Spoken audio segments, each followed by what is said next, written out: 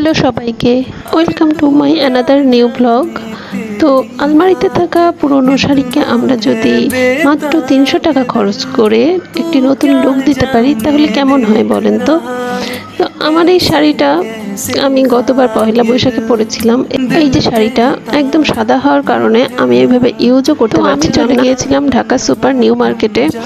এই যে সিঁড়িতে উঠে এখানে থার্ড ফ্লোরে এখানে শাড়ি ব্লক করানো হয় খুবই রিজনেবল প্রাইসে। মাত্র 300 টাকা খরচ করে আমি আমার সাদা শাড়িটার, এখানে অনেকগুলো দোকান ছিল। এই দোকানটার নাম রাজধানী ব্লক এমব্রয়ডারি অ্যান্ড টেইলার্স। তো ভাইয়ের সাথে আমি কথা বলেছিলাম, উনি অন্য একটা কাজ অলরেডি করছিলেন। তো আমাকে বললেন 20 মিনিট সময় দিতে হবে আপু, তাহলে আমি আপনার শাড়ি করে দিতে পারবো। এখানে অনেক ডিজাইনের ক্যাটালগ ছিল, আমি এগুলো খুঁজছিলাম যে আমার শাড়ির সাথে কোনটা যাবে। তো এই যে আমি চয়েস করছিলাম, বিভিন্ন রকমের ডিজাইন আছে। তারপর আমি এটা সিলেক্ট করলাম, এটা আমার শাড়ির সাথে খুব সুন্দর যাবে, যেহেতু পাড়ের ভিতরেও গ্রিন, রেড এবং ইয়েলোর একটা কম্বিনেশন আছে, এই জন্য আমি এটা সিলেক্ট করলাম। এই যে ভাইয়াটা কাজ শুরু করে দিয়েছে। কাজগুলো দেখতে খুবই ভালো লাগতেছিল, আমি দাঁড়িয়ে দাঁড়িয়ে দেখছিলাম আর ভিডিও নিচ্ছিলাম। এ যেন একটার পর একটা খুব সুন্দর রঙের খেলা।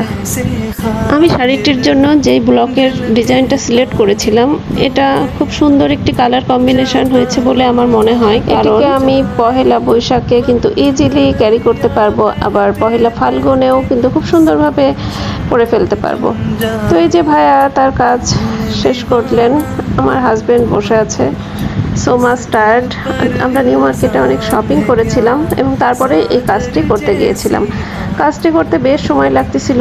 ওই দিন আবার আকাশের চাঁদও ছিল, এই যে আমি একটু চাঁদেরও ভিডিও করে নিলাম। তো আমি বলবো যারা নিউ মার্কেটে ব্লকের কাজ করাতে যাবেন তো হাতে অবশ্যই সময় নিয়ে যাবেন, কারণ কাজটা করতে বেশ খানিকটা সময় লাগে। তো এই যে অবশেষে ভাইয়া আমার শাড়ির কাজটি শেষ করতে পেরেছেন। তো সাথে সাথে শাড়িটি নিতে পারবো না, কারণ রংটা শাড়ির অন্য জায়গায় লেগে যেতে পারে, এজন্য কিছু সময় শুকাতে দিতে হবে। তো ভাইয়া এই যে শাড়ি ফ্যানের বাতাসে শুকাতে দিয়েছিলেন, আমরা কি করবো টাইম পাস করছিলাম, চা নিলাম।